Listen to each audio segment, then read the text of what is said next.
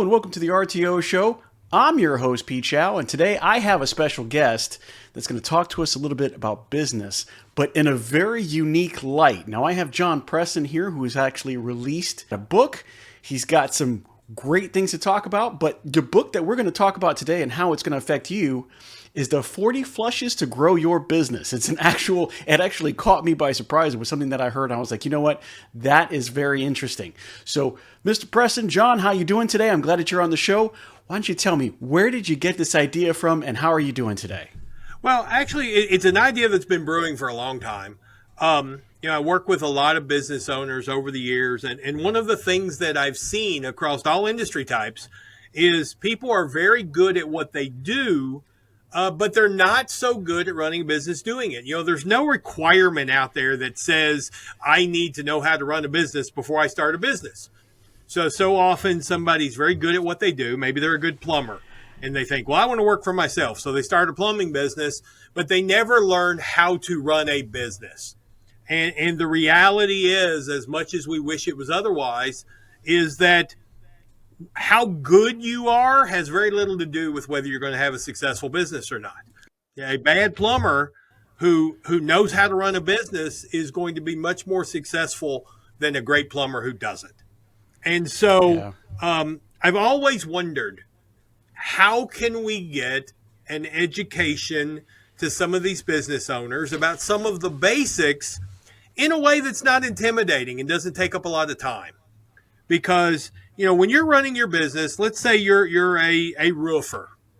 You get up 6 o'clock in the morning, you get everything ready, you go meet your crew at 8, you get up on the roof, you're working all day long, you come in at 6, you collapse, eat supper, collapse on the couch. There's not really a window there for learning. And in addition to that, at some point, some people, may not even realize they don't know. You don't know what you don't know. And some people are intimidated by some of these big books or these courses or anything like that. And I've just spent a lot of time trying to figure out what tool could I create that would break that barrier, that would get through to those business owners in a way that was unintimidating. And that's kind of how the bathroom reader came along. Well, that's actually what really caught my eye, because I can't tell you how many times that I've seen that. There's a lot of entrepreneurs in the rent-to-own space that are like, I know how to do this. I know how to rent and I know how to collect. And those are the two main things. What they don't understand is there's payroll, there's leasing, there's insurances. There's all kinds of things that come along with that. And then on top of that, you can't run your business and be in your business. You have to do one or the other. And so if you're the best salesperson, you're not leading the show. That really makes it difficult to kind of happen. So as we stumble across this, I see 40 Flushes on how to grow your business, and it really got me thinking, where did that idea for 40 Flushes come from? Is that like a bathroom reader that'll put me in the driver's seat on how to handle my business? It actually is, yeah. And in fact, every day is broken down into a flush. So on the first day of reading the book, you've got flush number 1. And flush number 1, I think, is directly right out of the box relevant to what your guys do. When you look at it, the very first thing that a business owner has to recognize is how important it is for them to be a business owner, to wear that hat. When you're a small business, there's a lot of hats to be worn. There's the technician that needs to fix everything. There's the person running the floor. There's inventory management. There's resource management. But the most important hat you can wear is entrepreneur, because you have to think like a business owner. And unfortunately, all these different hats that people wear when they start a business, they all have different hierarchy of needs. If you're the person on the floor handling the renting and dealing with customers, you've got certain expectations and certain needs and certain risk levels that are involved with what you do. If you're the person managing resources, if you're the one keeping the books, you look at things differently. It's all about conserving. It's all about keeping this small area in control. But if you're the business owner, you have to look at it and say, what do I need to do to get my business from where it is today to where I want it to be 10, 20 years from now? And that requires an entirely different hat and a different way of thinking. And what happens too often is business owners don't put that hat on often enough. And they get caught with the other roles, which they're not looking. Those roles are designed to get you through today. And they're not looking into the future. So right out of the bat, the very first flush takes a look at all of these different hats you're wearing, and it does so in a fun way. That's the thing about the book, is I want it to be very unintimidating. I don't want it to be something that challenges people's worldview to the point where they're like, oh, I'm just not going to learn that. I want it to kind of slip in a fun way and just makes them think about their business. So like on that chapter, for example, that flush, at the end of it, as with all the flushes, there's a series of questions where you can take that day's lesson and reflect on how it affects your business and how it can relate to your business. Now, odds are all 40 flushes aren't going to be something you can directly implement or directly do with your business. But I'm hoping if you can get 20 to 30 of them that do make you look at your business in an entirely different way, that you've got a much better chance of surviving.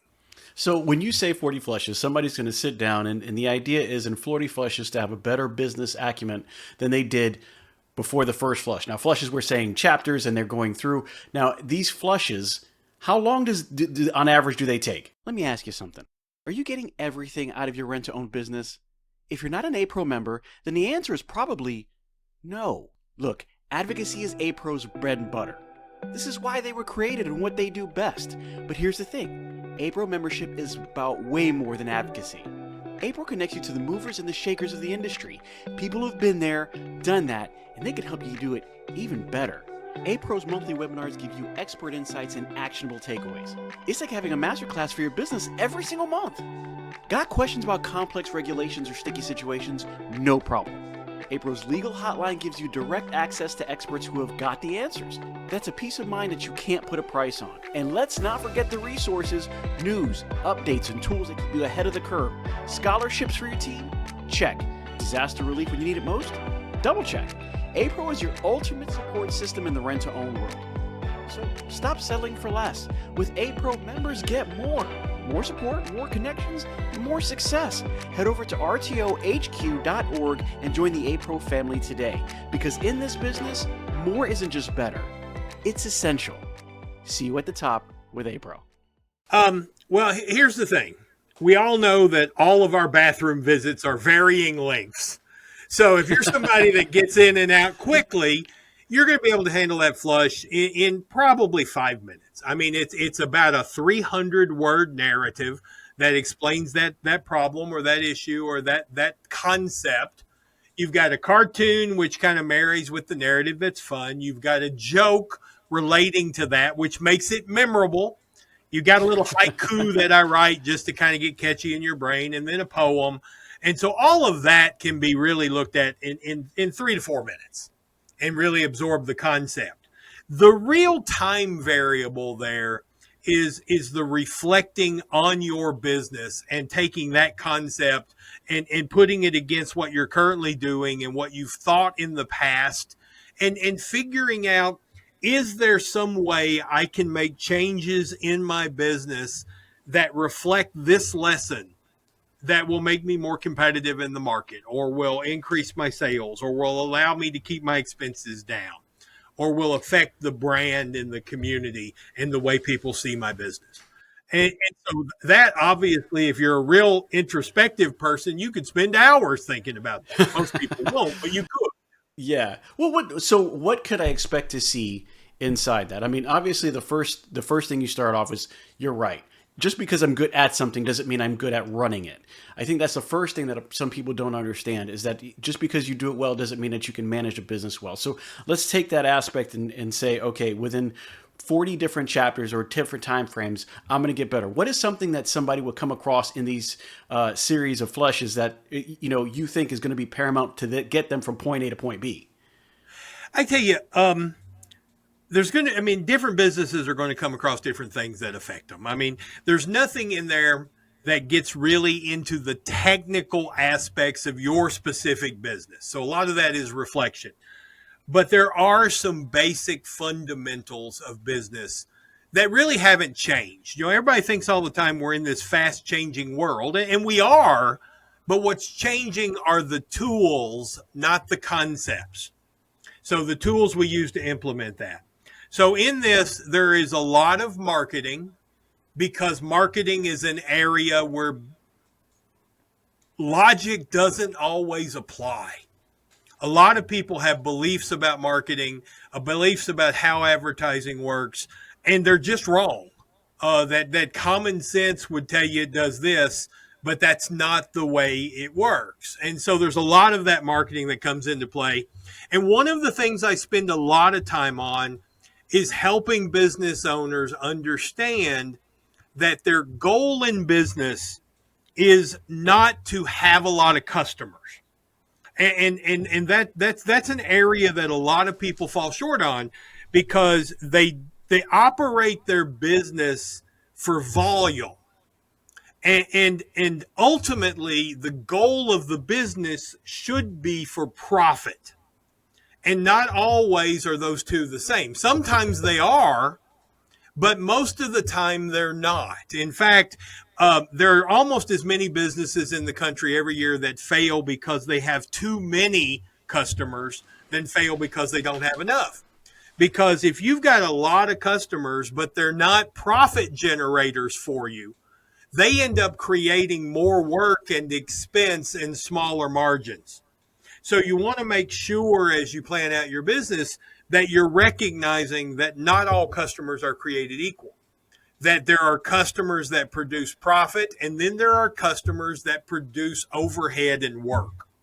And so that's a real key theme in there, is to be able to honestly take a look at your business and say, here are the changes that I need to make to drive my profit, and here is the marketing strategy I'm going to use to make those changes. There are 5 metrics that come into play with every business that determines its profit. I don't care if you're Walmart or Lisa's lemonade stand. It's, first of all, how many leads does your business have? How many people know what you do, know about you, and know they need or want that service? That's the first thing. How many people are in that group? And that's your number of leads. And obviously some campaigns will increase your leads. And that's a great use of advertising, but that's not the only use of advertising. And sometimes you may have all the leads you want, but you don't have the second of those components, is conversion. What's your closing rate? How many of those leads do you convert to customers? And so maybe you've got a bunch of leads, but they're all going to your competitor or something else. So what's your conversion rate there? The third thing is how often they use you. Does somebody use me? If you're a rent to own, let's say it's a big screen TV or whatever the product is. Does somebody use you once and then next time go to Walmart, or do they love the service you offered and they come back to you for all their needs? How often do they use you? Now, when you look at those 3 and you combine them, that gets your total number of transactions as a business. The fourth element is what's your revenue per transaction. When somebody decides to do business with you, how much money do they give you? What's your total revenue? And then once you figure out the total revenue, the fifth one is, what's your profit margin? How much of that money that I collected from customers do I get to keep? Now, do you break that down per transaction? You're saying that not only to know on a monthly basis or whatever the case is, but you're saying that knowing the profit on a transactional period, or not on an individual transaction, but on the aggregate, on your total. If you look at mathematically, now I don't know, I try to stay away from math because a lot of people go glassy-eyed when you start talking math. But when you look at it, if you take your total number of leads and multiply by your conversion rate, that tells you how many customers you have. If you take your customers and multiply that by how often they use you, that gives you your total transactions. If you take your total transactions and multiply that by how much the average transaction generates in revenue, you've got your total revenue. And then you take your profit margin against that, and that tells you how much money you get to take home at the end of the day. And what most people don't realize is you can use marketing to drive any of those 5 metrics. So what you can do is, if you take a look at your business and you kind of, now it's not an exact science. You're not going to be able to say I have exactly 4,212 leads right now. But you can have a ballpark in terms of how familiar you are with how familiar the community is with your business. And then you look at that and you do all of that. You can say, hey, everybody knows who I am. I've been around here for 20 years. Everybody knows who I am. They know what I do. They know what what services I offer. But for some reason, they're going to somebody else for these needs. Well, then your campaign needs to focus on giving people a reason to use you instead of somebody else.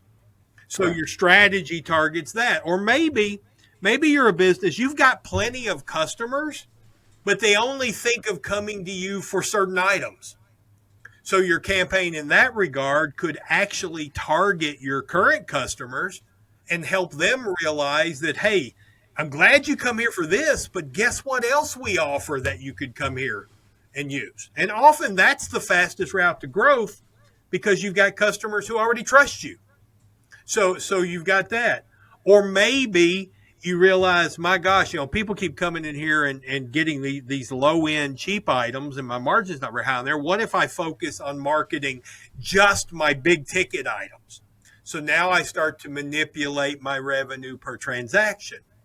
And then on profit margin, there's things you can do there. Those are much more, require a little bit more creativity.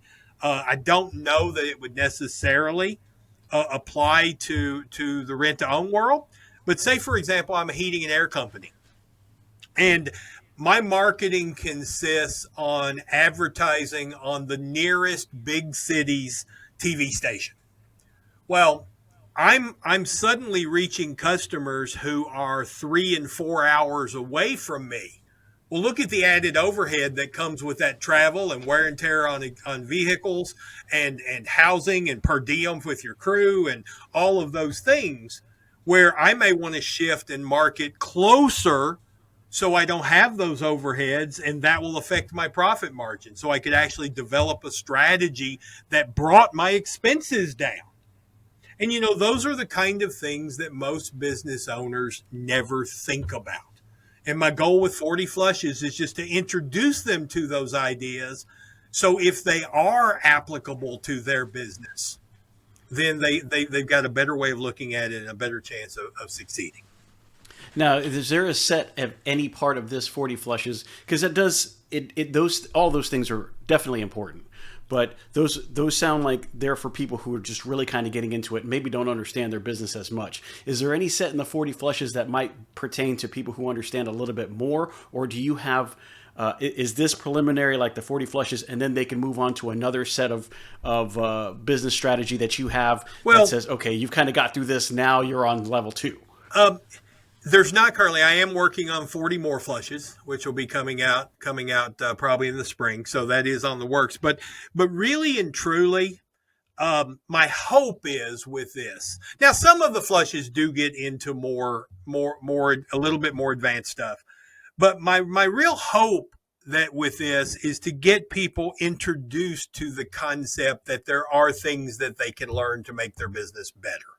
I think people get into ruts, they get into habits, they get into routines. They can often fall into that, I know everything I need to know.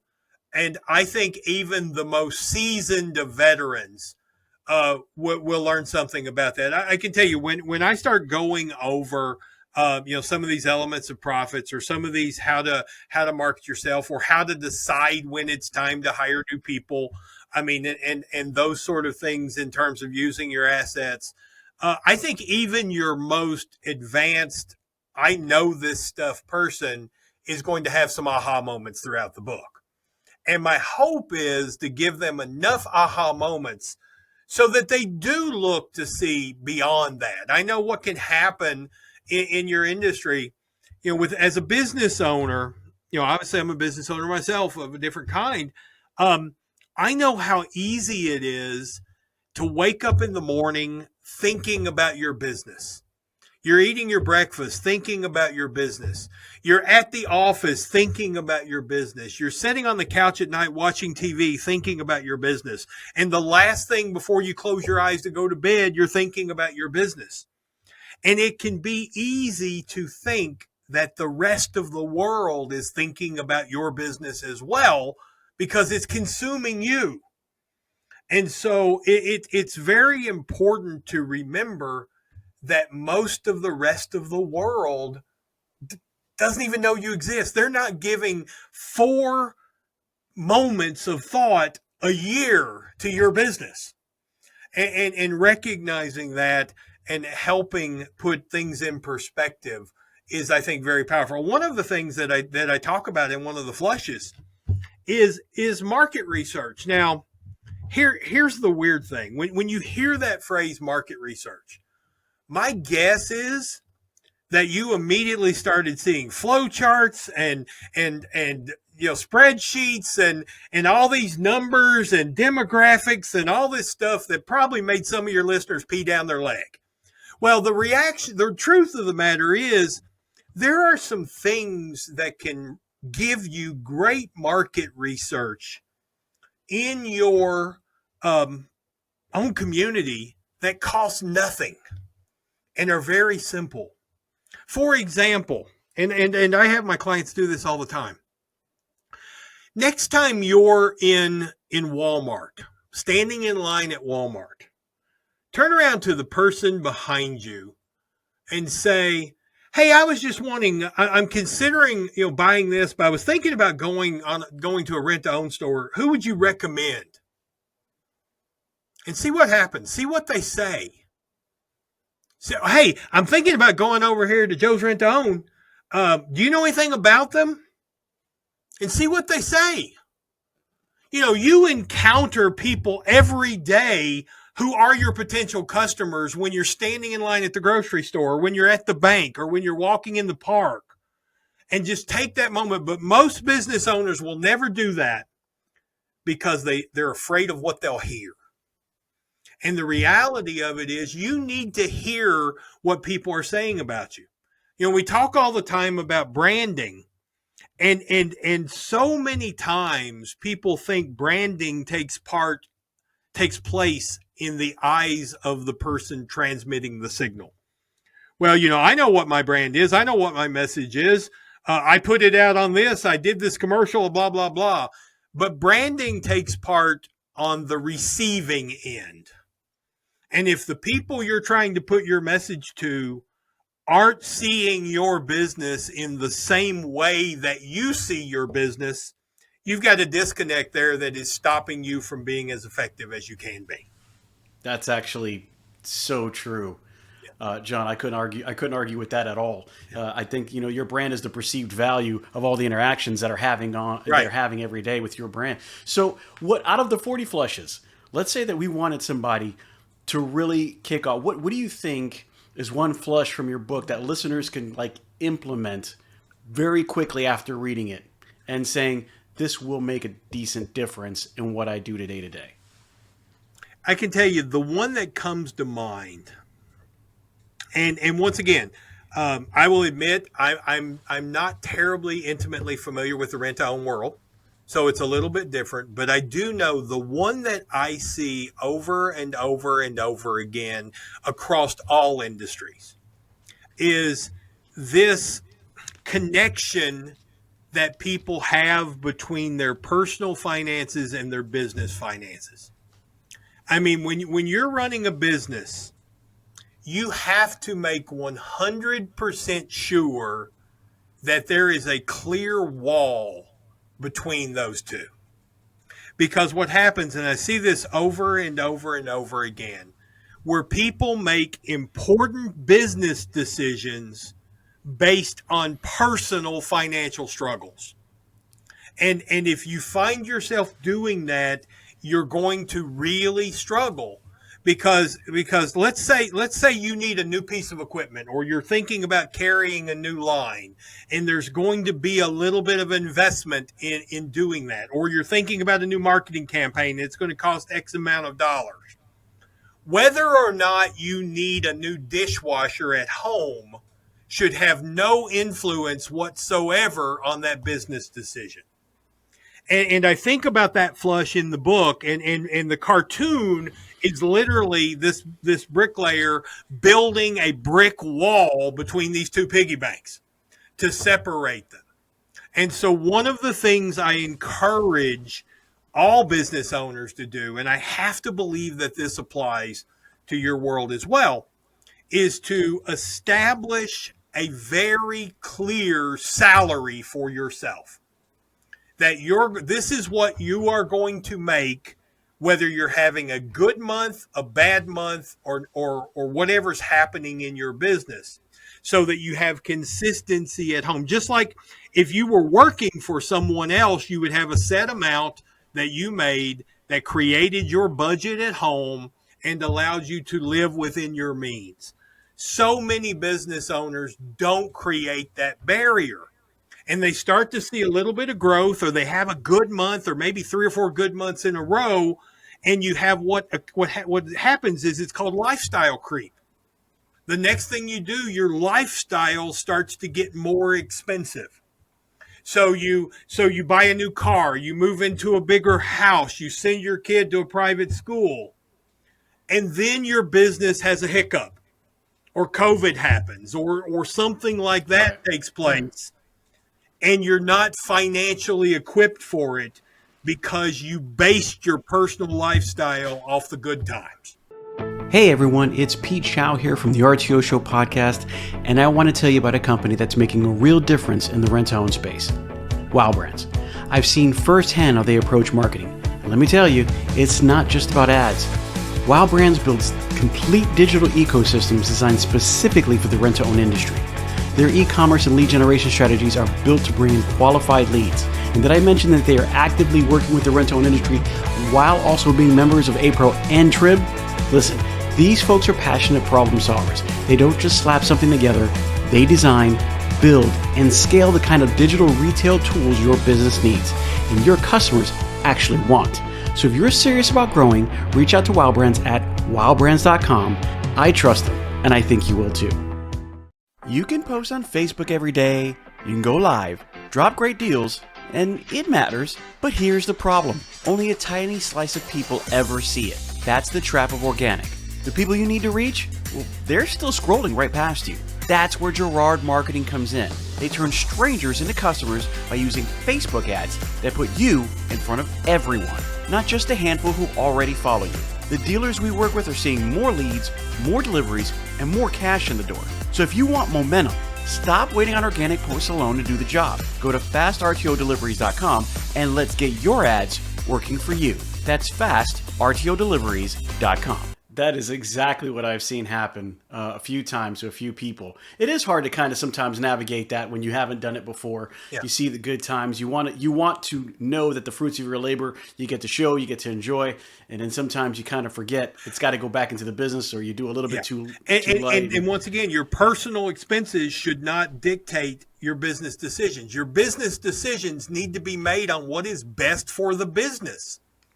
And sometimes if you've married that all together and you haven't separated that, you'll find yourself allowing your stresses, financial stresses at home come in. I will tell you, the other thing that separating those two does is it makes for a much, much happier home life. Because when you shut up office at the end of the day, you can go home and your spouse or your family doesn't have to be freaking out about the client that didn't pay or something of that nature. And you really can isolate the stresses of home or the stresses of the office from your home life because you've kept those barriers. Now, obviously, when you're first starting out, every dime of profit you make has to go home to pay the expenses. You got to live. But as the business grows, be aware of maintaining that fixed salary for yourself. And do it just like you would in any other big company.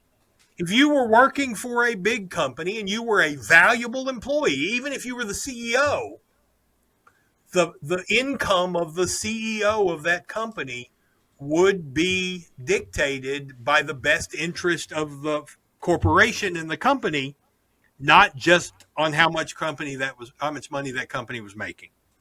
So really marrying that and separating it, I would say that is probably one of the biggest universal flushes I have in terms of that applies to every industry. In creating this book, what would you say is probably your biggest lesson?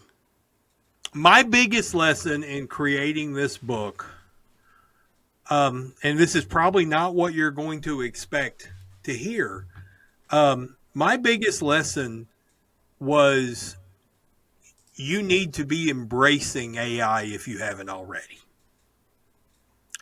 As I started working on this book, I used AI resources a lot for both organization and reviewing and everything. And I really started to recognize a truth in today's world is businesses who are taking advantage and using AI are going to win against businesses who aren't. The speed with which you can complete stuff and tasks and the second set of eyes you can have on things that think through and anticipate problems you're going to have or anticipate challenges. If you're not embracing AI, you're going to get left behind as a business right now.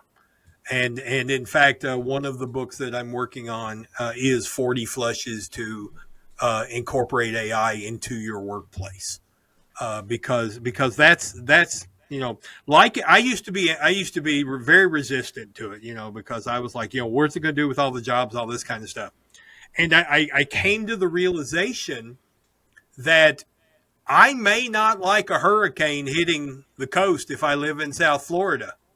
But I can stand on the beach and yell at the storm all day long, and it's coming.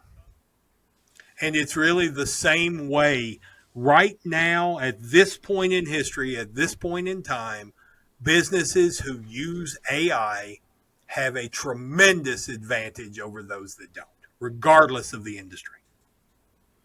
Yeah, it's coming. It's coming in all facets. It's already on our phones. We can access it on the computers. Yeah. Honestly, if you're not using it, it's going to be easy to get left behind, not only because the workflow is going to be easier, but not understanding it also is going to set you behind. If you're just, I would just ask anybody right now to go visit one of those businesses that kept arguing the internet wasn't going to change things. Back in the day, I think it was Henry Ford who said if I would have asked them what they wanted, they would have said a faster horse. Right. And now that it's here, they didn't really ask for it, but it's here. But if you don't use it, you're going to be using the horse and everybody else is going to be using the carrot. It's just a big difference in how things are going.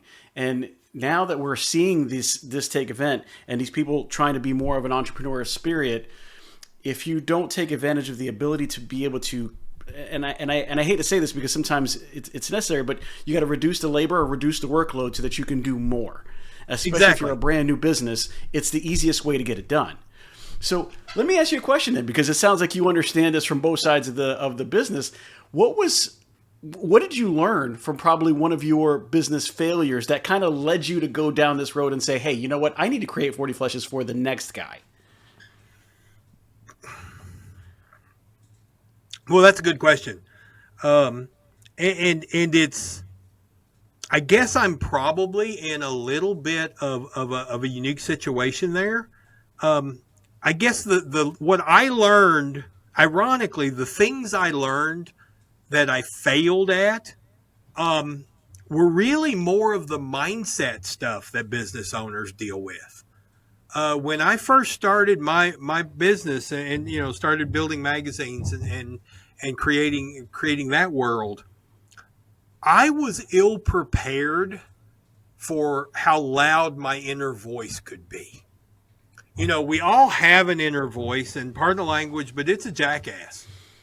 We all have it that tells us we suck, that tells us we can't do this, that we're never going to be that guy, you're never going to be successful, you're not good at blah blah blah, and I wasn't ready for it. And in fact, there's a lot of chapters in the 40 Flushes that deal with mindset and learning to control that voice. And I think that's something, and I think part of that voice is also the voice that tells you that you're too old to learn. And so 40 Flushes was really my way of sidestepping that voice, because if you may be too old to learn to sit down and read a college textbook, and you're not too old to do that, but you may just be out of practice. It may be a skill set that you haven't developed. But to read some comics and a few short narratives and learn from that, nobody's too old for that. Nobody's too hardened against that kind of stream of information. So I hope that I'm able to sidestep some of that inner voice that tells people they've done it this way for years, it's worked for them, I don't need to learn any new things. And so that comes into play, because I really, as I mentioned, I was not ready for the internal struggles that come with being a business owner.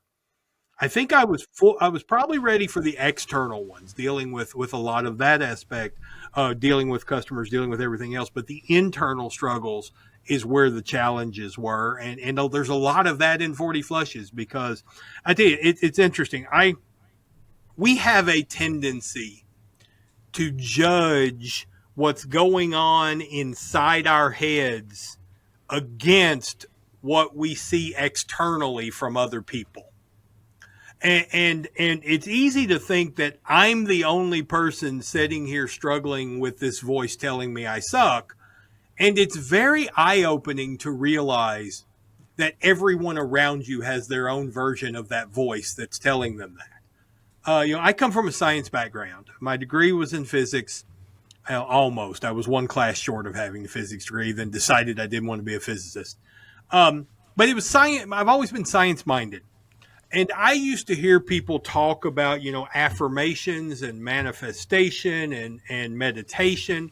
And all of that stuff seemed like hocus pocus mysticism to me. It just didn't make sense that you could say a few nice things in the mirror, and lo and behold, the world kind of changes its path to make you successful. What I have grown to learn is that all of us are right on the razor's edge of being paralyzed by fear and self-doubt and indecision. And we spend far more hours of our day trying to decide what we're going to do next than we actually spend doing something. And as a result of that, we're very inefficient. We just don't get nearly as much done as we should get done with the hours in our day. An interesting experiment that I do with a lot of people I work with is I'll have them hand their phone to a spouse or a coworker or somebody. And this coworker or spouse will just set 10 random alarms over the next week during working hours. So you don't know when they're coming, but you're sitting there working, and then boom, alarm goes off on your phone. And I encourage people to stop and write down what they're doing when that alarm clock goes off, or that alarm goes off on their phone. And then what we find is usually out of the 10 alarms that go off during working hours, usually they will only actually be doing something for like 3 of them. The rest of them, they'll be sitting there thinking about work, or worrying about work, or trying to decide what they're going to do next, or playing on their computer to avoid work. And being aware of all of that extra time that you're wasting. And here's the thing, worrying about work is not actually work, but it's more exhausting than work. Yeah, isn't that the truth? It feels like you're doing something.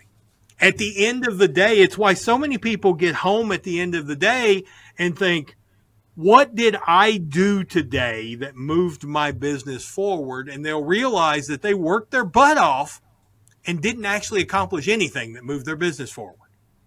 And it's because of those kind of things. And so that was my big learning experience, is that everyone is dealing with that. And if you can find ways and tools, affirmations, meditation, whatever it is, that moves you a little bit away from that edge, so you're not spending as much time doing nothing, and instead you're doing something, you'll see your business grow and move so much faster. So with all this application, all this knowledge, you've kind of accumulated something a little bit different, and you kind of put it out there a little bit different. We talked some about, some of the trials and tribulations that got us here, and what you think are some of the good things that have happened. What's probably the most surprising success story that you've witnessed or you've heard of from somebody utilizing the 40 Flushes book? Well, first of all, 40 Flushes has only been out for a short period of time. And actually, just FYI, I on the back cover, I actually promoted one of the other sources that I'm creating, a online coaching platform. And so I had to get that live before I really started letting people know that 40 Flushes was out there. So we're really on the early edge of that. From a success story perspective, what I can't say 40 Flushes yet has produced a great success story. It's just too new. But what I can say is, over and over and over again, I've worked with people using the techniques that I talk about in 40 Flushes to help them feel more confident in what they're doing as a business owner, and allowing them to base decisions in their business on knowledge instead of gut, and learning. And one of the things that I talk about in one of the early Flushes in the book is, make sure that you're always evaluating yourself and your success based on data and not emotion. And I've seen over and over again, once I've been able to work with people to get them in the habit of evaluating themselves on data instead of just how they feel, they can really move their business forward, because our feelings lie to us a lot. And for example, I know I talk a lot about marketing, but I really believe this is an area where a lot of business owners fall short. I've seen people that will get heavily invested in social media as their marketing tool, which social media is incredibly powerful, but it can also be fool's gold, because a business owner can get very caught up in looking to see how many likes they have, for example. And I know every person listening to this, if they were to go to their own personal Facebook page and look at all of the businesses that they have liked over the years, they're not going to remember liking 98% of them. They're going to say, I don't remember them. I don't remember them. I don't remember them. Everybody's list of places they've liked includes hundreds of businesses that they have no idea existed, don't ever remember why they liked them. They just happened to stumble across. So a business owner will look at that and say, man, I've got 1,000 likes. And emotionally, they'll get pumped about that and feel like that's actually growing their business. But it's not actually connecting to 1,000 people, because 980 of those are folks that saw you once and haven't seen you since. And when I've seen people that will get interact with a customer on social media, and that customer will become person will become a customer. They'll buy something from them.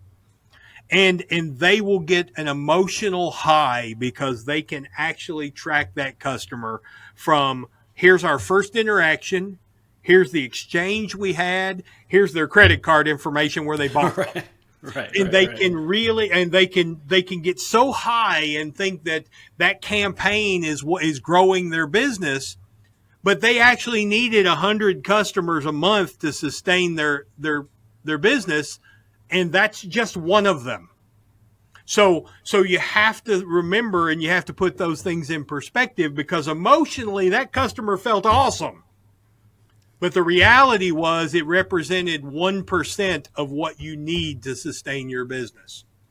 And so you have to be able to look at your business objectively from a data perspective and not allow the emotions to drive your decision making. So if you could say, wrapped up, in like, let's say, 3 solid pieces of business advice coming into it for the listeners, what would you say those 3 would be? Okay. Number 1 is get your head right every day. Whatever you have to do so your head is in a good place when you walk in at the beginning of the day and you start your day, so you're able to make decisions rationally and not get overwhelmed by fear and self-doubt. That's number 1. I don't care what your business is, you have to get your head right in order to be effective at running it. And so many people struggle with that. And so find what it takes for you personally to get your head right. The second thing is build your business based on profit and not volume, because that's a big thing. Almost every business in the world falls victim to the Pareto principle, where 80% of their profit comes from 20% of their customers. And identifying who those 20% are and putting extra effort into growing that 20% to 25%, 30%, 40%, instead of trying to get volume. Because when you flip that equation around, that means 80% of the work you're doing and the resources you are exhausting is only resulting in 20% of your profit. Spend less time on that and more on the 20% that's producing 80%. And then the third thing is know what the community thinks about your business. Whatever you have to do to get a real assessment of what people think about your business, make sure you do that. Because what you think they think about your business is never going to match what they think about your business unless you have accomplished that through a very strategic marketing plan to make that happen. So those would be the 3 things I would say to really, really grow your business, is make sure of that. And, a great simple question on that one, I love asking business owners this question. And it always astounds them. It always astounds me, the answers I get. Is I love asking a business owner, why would I choose you over your competition? Why would out of all of the plumbers out there, why would I choose you? And what you're going to get is 2 different responses. You're either going to get a long list of awards they've won, skills they have, qualifications they've done, all of this. There's going to be this long litany of reasons why they should be chosen. And in which case, I always just remind them, well, as a customer, how do I know that if you don't tell me? Because no one else is going to tell me all that stuff if you don't. Right. And so having those reasons does no good whatsoever if the customers don't know them. The second thing is, and this is the more common reaction, is it'll be deer in the headlights. They actually do not have a legitimate, valid reason why you would pick them instead of their competition. And that happens all very often because it's just something people don't think about. And in fact, because of imposter syndrome, secretly they're thinking, well, I would probably use Ted myself over here because of that. And so in that case, you really need to think, what can you create as a business that is that point of difference, why people would choose you instead of your competitors? Now, one of the things that comes to mind specifically in your industry in rent to own is the concept of rent to own in and of itself. That is a concept that you need to market because I can tell you with the disposability of goods nowadays, And with sites like Temu and things like that, where you can get dirt cheap versions of something, people need to be sold on the idea of rent to own on things as opposed to just buying some very, very cheap version of it. And so that's one of the things that I think needs to be a centerpiece in the marketing there is selling people on the values of the rent to own concept as in and of itself. It goes back to what I talked about leads being one of the components of that generates profit. Leads, the first thing of leads is, do people know what I do and why they should use my service? And I think that should be a centerpiece for your industry to remind people that there are huge advantages in the rent to own world as opposed to buying some cheap piece of something on Temu. Well, absolutely. I believe that that we're working on that. We're trying to make that happen. Yeah. I love the book. I love the idea. I love some of the concepts that you're talking about. In closing, where would I go? This is something that you said you started. You've got this book. Now it's out. It's new. But you've got some other things going on. How would somebody find you if they say, you know what, John, I really like this. I want to keep on going. How are they going to find you? What information can you share with us so they can keep on following you? Well, I can tell you. The first is I'm doing an aggressive social campaign across 5 platforms, LinkedIn, Facebook, YouTube, TikTok, and Instagram. So look up the JP Business Academy on any of those 5 platforms, and you'll find a lot of my stuff. The book is 40flushes.com. One other thing right now that I'm really focusing on that people fall short on is sales training. A lot of people don't have good sales training, and there's really not sales training available for a lot of folks in terms of, you can obviously pay thousands and thousands of dollars for top level teachers and stuff like that.